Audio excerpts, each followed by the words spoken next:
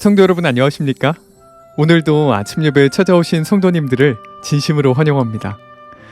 바쁜 일상 속에서 문득 누군가에게 따뜻한 힘이 되어주고 싶다는 생각을 해보신 적이 있나요?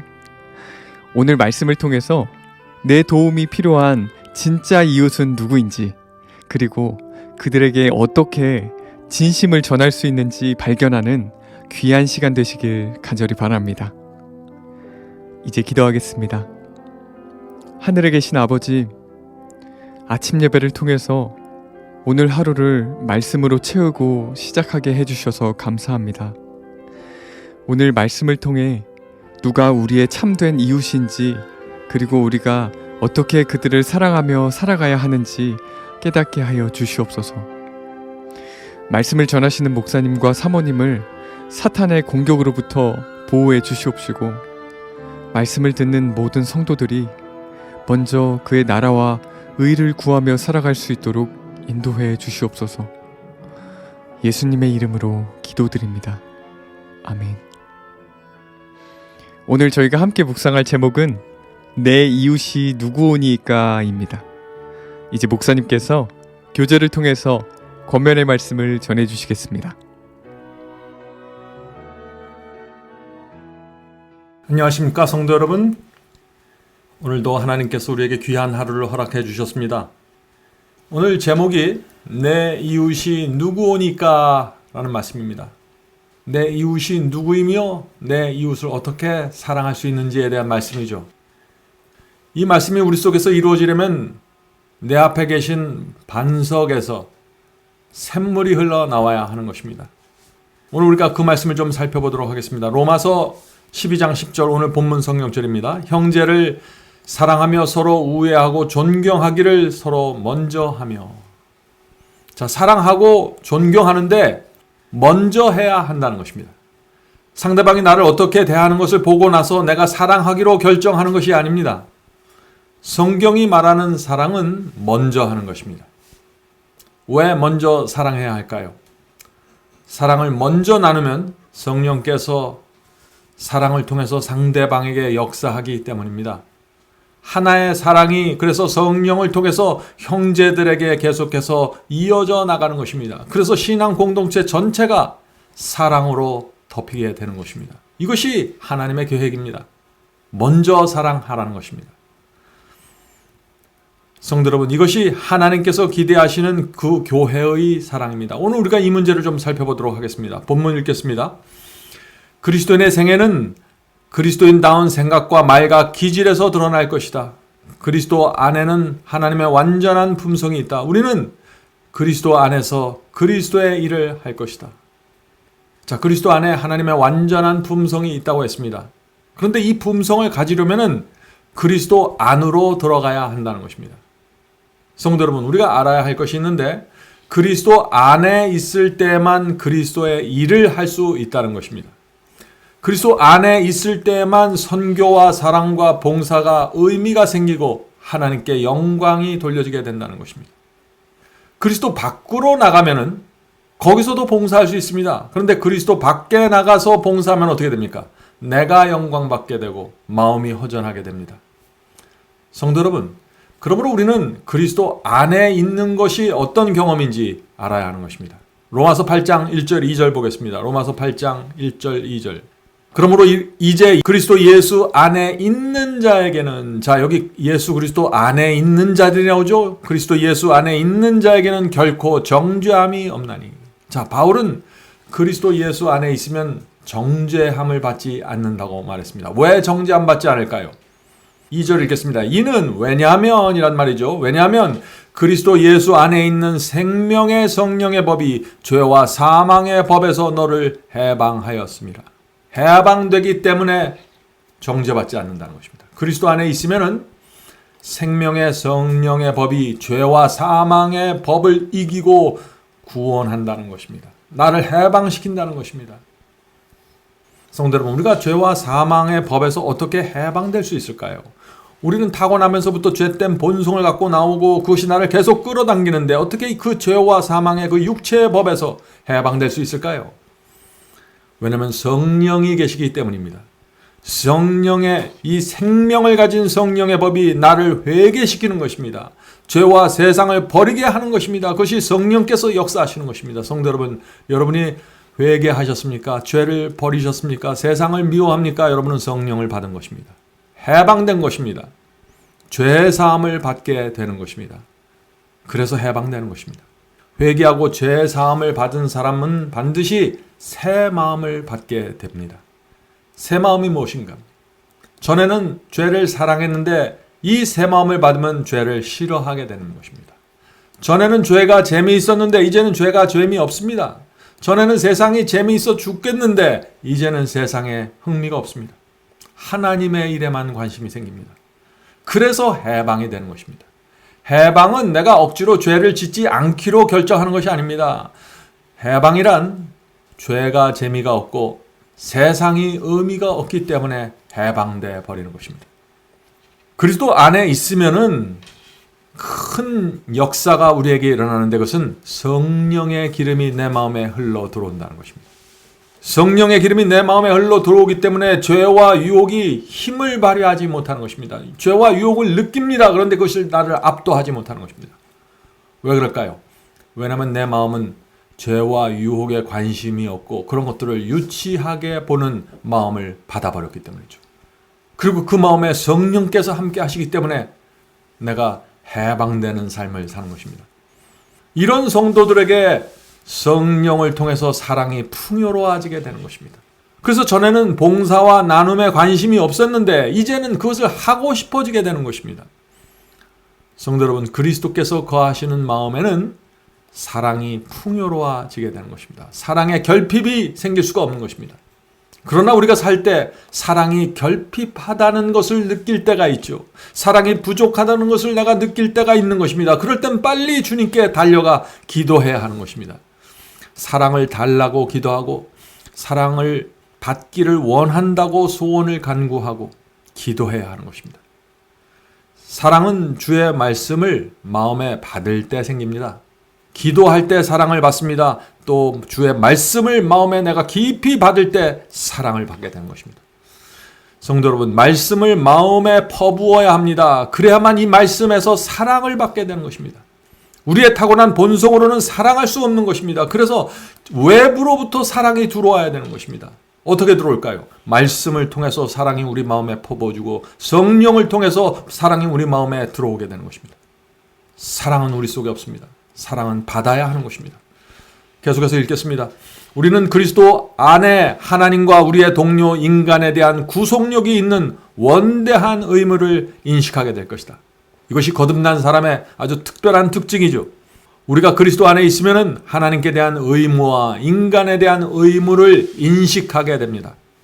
그리스도 밖에서 살 때는 내 마음대로 내가 원하는 삶을 살았는데 그리스도 안으로 들어와 보니까 그리스도의 사랑과 은혜를 알게 되고 내가 이렇게 살면 안 되겠다 하는 그 책임감이 생기게 되는 것입니다. 그래서 하나님께 대한 의무와 인간에 대한 의무를 인식하게 된다는 것입니다. 어떤 의무를 느끼게 될까요?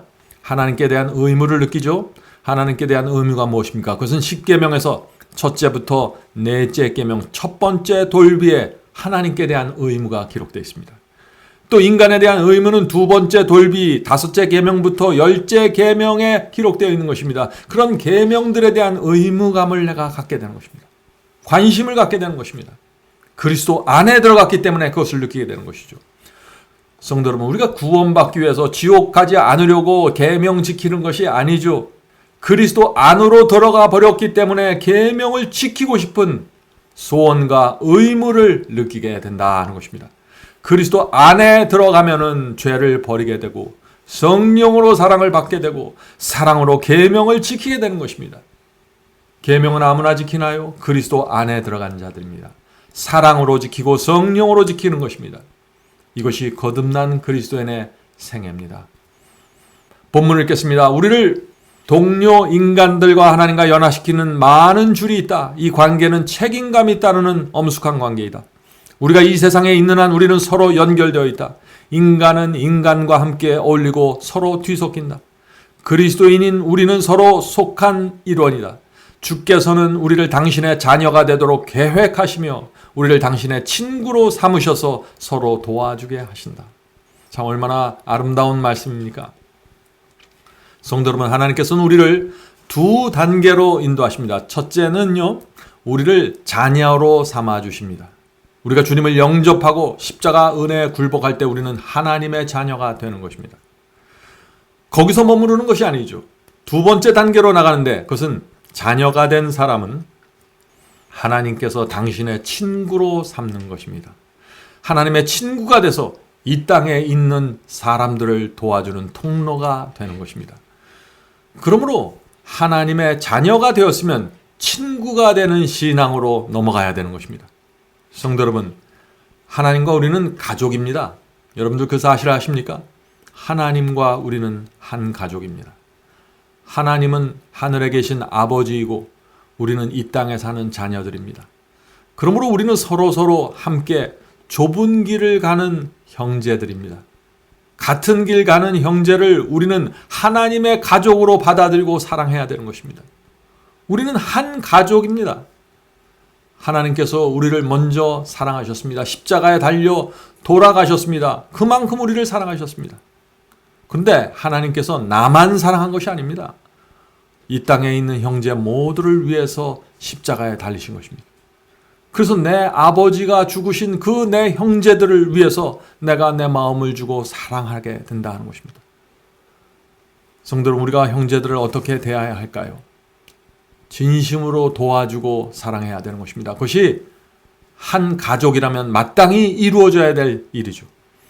본문 읽겠습니다. 이것이 우리가 해야 될 실제적인 그리스도인 사업의 일부이다. 내 이웃이 누구오니까 내 이웃은 도움을 가장 필요로 하는 그 사람이다. 내 이웃이 누구예요? 도움을 가장 필요로 하는 사람이라는 것이죠. 영혼이 병든 그대의 형제는 그대가 그를 필요로 했듯이 그대를 필요로 한다. 그는 자신을 동정하고 도와줄 수 있는 자신처럼 연약했던 자의 경험을 필요로 한다. 예수께서 내 이웃을 사랑하라고 하셨는데 내 이웃이 누구입니까? 내 도움을 가장 필요로 하는 사람이라고 했습니다. 내 이웃은 반드시 나와 가까이 있어야 할 필요는 없습니다. 내 도움을 가장 절박하게 필요로 하는 사람이 내 이웃이라는 것입니다. 그것을 돕는 것이 내 이웃을 돕는 것입니다. 자, 그런데 돕는데 그 사람의 필요를 내가 간절히 느껴야 됩니다. 그 사람의 마음을 내가 간절히 느낄 수 있어야 도와줄 수 있는 것입니다. 자, 이것이 무슨 뜻인가요?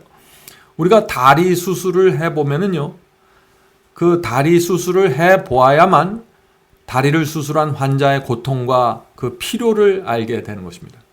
기부스를 한번 해봐야 기부스를 한 그 고통과 그 답답함을 느끼게 되는 것입니다. 성도 여러분, 마찬가지입니다. 내가 절박한 도움이 필요로 한 입장에 처해 보아야만 도와줄 수 있는 사람이 되는 것입니다. 구덩이에 빠진 사람을 어떻게 도와주고 어떻게 위로해 줄지, 무슨 말을 해 줄지 아는 사람이 되는 것입니다. 성도 여러분, 바로 이것이 하나님께서 우리에게 고난과 고통을 허락하시는 이유입니다. 우리가 이웃을 도와줄 수 있는 사람이 되게 하기 위해서, 가족을 도와줄 수 있는 사람이 되게 하기 위해서 고난을 허락하시는 것입니다. 고난을 통해서 우리는 드디어 이웃을 도울 수 있는 마음과 지혜를 받게 되는 것입니다. 본문 읽겠습니다. 자신의 연약함을 아는 바로 그 지식이 그러한 자를 도와 연약함에 처한 다른 사람들을 도와주게 한다. 가장 작은 만짐에도 재빨리 진동해야 하는 동정심의 줄이 강철처럼 냉담하게 얼어붙어 도움이 필요한 것에 도움을 베풀지 못하는 일이 없게 하라. 자, 성도 여러분, 어떤 사람이 배가 고파서 지금 서 있는데 그 사람을 우리가 어떻게 도와줘야 될까요? 배가 고파서 허기진 사람에게 저기 식당이 있으니까 저기 가서 밥을 먹으라고 알려주면 그것이 사랑일까요? 사랑은 이 배가 고픈 고생을 해본 사람이 베풀 수 있는 것입니다. 작은 요청에도 민감하게 진동하는 동정심의 줄을 가지려면 우리가 고난과 고통이 필요한 것입니다. 사람이 작은 도움을 요청하는데 그것을 느끼지도 못하는 사람들이 너무나 많이 있는 것입니다. 너무나 바빠서 느끼지 못하고 너무나 마음이 냉담해서 느끼지 못할 수 있는 것입니다. 성도 여러분, 우리 마음에는 작은 요청도 크게 느낄 수 있는 동정심의 줄이 있어야 하는 것입니다. 그런 마음은 하나님께서 허락하시는 고생과 고난을 통해서 우리가 이해하고 받게 되는 것입니다. 성도 여러분, 우리 인생에 모두 고난과 고통이 찾아옵니다. 십자가가 없는 사람은 없습니다. 그러나 그 고난과 고생이 우리를 돕는 자로 만들어 간다는 사실을 우리가 이해할 때 고난은 하나님의 은혜로 받게 되는 것입니다. 고생과 고난 속에 있을 때 어떻게 해야 될까요? 나보다 더 어려운 자를 찾아가 위로하시기 바랍니다. 그들을 도와주고 위로하면서 내가 갖고 있는 고통을 잊으셔야 합니다. 그렇게 할 때 하나님께서 나를 고통 속에서, 내 고통 속에서 건져주시는 것입니다. 본문을 읽겠습니다. 그대와 교제하는 자들을 도와주고 힘을 북돋우며 축복하고자 노력하라. 주께서는 자비한 자들에게 자비하실 것이다. 주께서는 다른 사람들에게 부드러움과 연민과 동정을 나타내는 자들을 부드러움과 동정으로 대하실 것이다. 성도 여러분, 여기 놀라운 진리가 나옵니다. 우리 모두는 하나님께서 우리를 심판하실 때 자비로운 심판을 베풀어 주실 것을 바라죠. 자, 어떻게 하면 우리가 하나님 앞에 나가 자비로운 심판을 받을 수 있을까요? 방법은 간단합니다. 다른 사람을 자비롭게 대해야 합니다. 나에게 잘못한 영혼을 자비롭게 대해 주어야 합니다. 어렵고 환난 속에 있는 형제들에게 부드러움과 연민과 동정으로 대해 주어야 합니다. 가난하고 어려운 자들의 친구가 되어 주어야 하는 것입니다. 성도 여러분, 10자식이 있어도 이 부모는 고생하는 한 자식에게 더 마음이 가죠.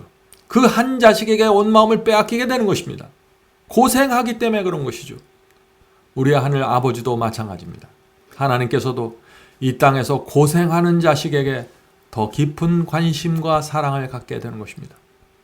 그리고 그 고생하는 자식에게 누군가 가까이 가서 도움을 주고 사랑을 베푸는 것을 보면은 그 사람을 귀하게 보신다는 것입니다. 그리고 반드시 하나님께서 그 사람에게 진 사랑의 빚을 갚아 주시는 것입니다. 성도 여러분, 이것이 우리가 이 땅에서 하나님의 복을 받는 비결입니다. 본문을 읽겠습니다. 우리는 우리 자신을 어떻게 평가할 것인지, 곧 사람의 영광을 받기 위하여 스스로 어떻게 행동할 것인지를 배우기 위해서가 아니라 그리스도의 온유함을 어떻게 간직할 것인지를 배우기 위해 그리스도의 학교에 들어와 있다는 사실을 깨달아야 한다. 성도 여러분, 우리는 지금 그리스도의 학교에 들어와 있습니다. 우리는 우리 인생에서 큰 집, 큰 자동차 살려고 이 인생을 살아가는 사람들이 아니죠. 우리의 인생의 목표는 그리스도의 학교에서 배우는 것입니다. 우리가 이 그리스도의 학교에서 아무것도 배우지 못한 채 결국 졸업하고 이 학교를 졸업하고 무덤 속으로 들어가면은 그것처럼 불행한 것은 없는 것입니다. 성도 여러분, 우리가 이 그리스도의 학교에서 무엇을 배워야 할까요? 그것은 그리스도의 성품입니다. 시험과 유혹이 올 때 그것을 물리치는 그리스도의 성품을 배워야 하는 것입니다. 가난한 자가, 힘든 자가 내게 올 때 그것을 어떻게 돕는지 그 성품을 배워야 하는 것입니다. 우리는 인생의 학교에서 그리스도의 성품을 배울 수 있는 수많은 기회들을 갖게 될 것입니다. 하나님께서 그 기회를 반드시 주실 것입니다. 성령께서 그때 기름을 부어주셔서 동정적이고 은혜로운 마음을 갖게 해달라고 기도해야 되는 것입니다. 가난한 자에게 가기 전에 기도하십시오. 어려운 자를 돕기 전에 기도하십시오.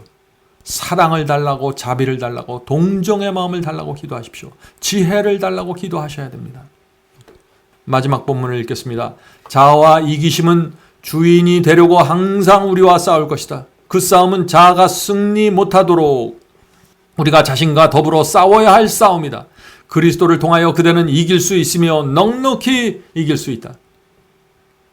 성도 여러분, 이것이 우리의 희망입니다. 넉넉히 이길 수 있다는 것이죠.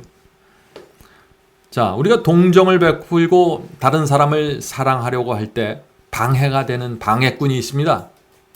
그것이 무엇일까요? 그것은 자아라는 방해꾼입니다. 자아를 이기는 것이 최고의 사랑입니다. 자, 우리가 어떻게 자아를 이길 수 있을까요? 물론 자아가 올라올 때 십자가에 못 박으면 승리할 수 있죠. 자, 그렇다면 어떤 사람이 이 자아를 십자가에 계속해서 못 박을 수 있을까요? 날마다 주님께 나가 사랑을 받아야 합니다. 성령의 기름을 받아야 합니다. 그래야만 자아가 힘을 쓰지 못하게 되고 사랑과 성령의 기름이 나를 이끌어가게 되는 것입니다. 성도 여러분, 이 바리새인처럼 살면서 자아를 죽이려고 하면 실패합니다. 구두쇠로 살면서 자아를 죽이려고 애쓰면 실패합니다. 나만 생각하고 나만 챙기면서 살면서 자아를 죽이려고 도전하면 실패합니다. 그런 데는 승리가 있을 수 없는 것입니다. 계속해서 올라오는 자아를 죽이려고 하다가 지쳐버리게 되는 것입니다. 성도 여러분, 자아는 그렇게 이기는 것이 아닙니다. 자아는 사랑과 성령으로 이기는 것입니다. 인생을 주님께 드려야 합니다. 인생을 주님께 드리고 빈 마음으로 주 앞에 나가 사랑과 성령을 받아야 하는 것입니다. 그렇게 할 때 이 자아를 자유롭게 십자가에 못 박고 승리하게 될 것입니다.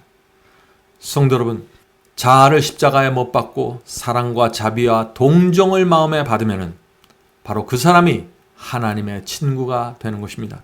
오늘 하루도 하나님의 친구로 살아가게 되길 간절히 바랍니다. 이제 기도하겠습니다. 하늘에 계신 아버지, 저희 속에 사랑이 없고 저희 속에 동정이 없습니다. 그러나 그것을 간절히 소원합니다. 그리스도의 성품을 받기 원합니다. 도와주시옵소서. 하늘에 계신 아버지, 하늘로부터 내려오는 사랑, 하늘로부터 내려오는 성령의 기름을 저희가 받기 원합니다. 이 세상을 버리고 하나님만을 살기 원하오니 사랑과 성령의 기름을 부어 주시옵소서. 그것을 받아가지고 오늘 하루도 살 수 있도록 도와주시옵소서.